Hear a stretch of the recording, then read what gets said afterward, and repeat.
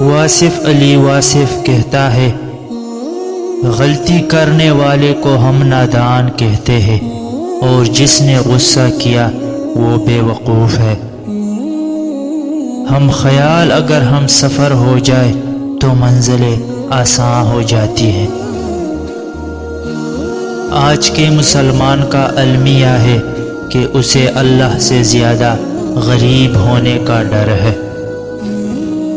شکر کرتا ہوں اس انسان کا جس نے مجھے آنسو عطا کیے، کیونکہ یہ آنسو مجھے بارگاہ الہی کی طرف لے گئے۔ جس کو احساس نہ جگائے اس کو کون جگا سکتا ہے؟ ابلیس کا معبود تو تھا، محبوب کوئی نہ تھا۔ لعین مردود ہونے کے لیے اتنا ہی کافی ہے۔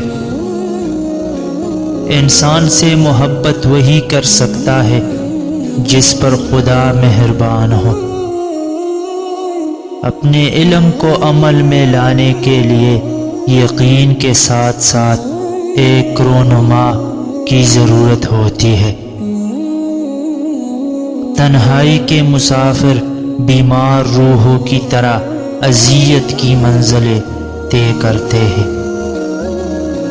عبادت فرشتہ تو بنا سکتی ہے لیکن انسان نہیں بنا سکتی۔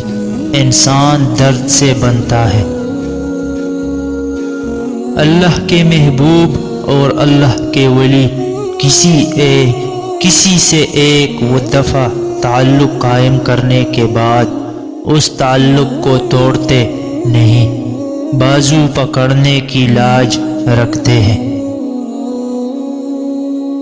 غم ہی وہ طلسم ہے جس سے عطار، رومی، رازی، غزالی، اقبال پیدا ہوتے ہیں۔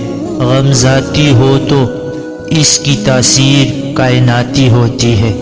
غم کمزور انسان کو کھا جاتا ہے اور طاقتور آدمی کو بنا جاتا ہے۔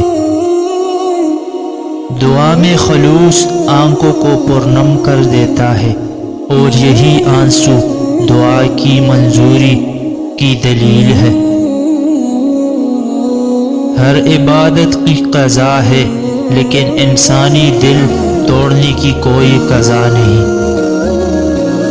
اگر تم راستے جاننے والے ہو تو جو گمراہ ہے وہ تمہاری ذمہ داری بن چکا ہے۔ خوشی دینے سے ملتی ہے اور محبت بھی دینے سے ملتی ہے، یہ مانگنے سے نہیں ملتی۔ وہ آرزو جو باقی آرزوؤں کو کھا جائے وہ محبت ہے۔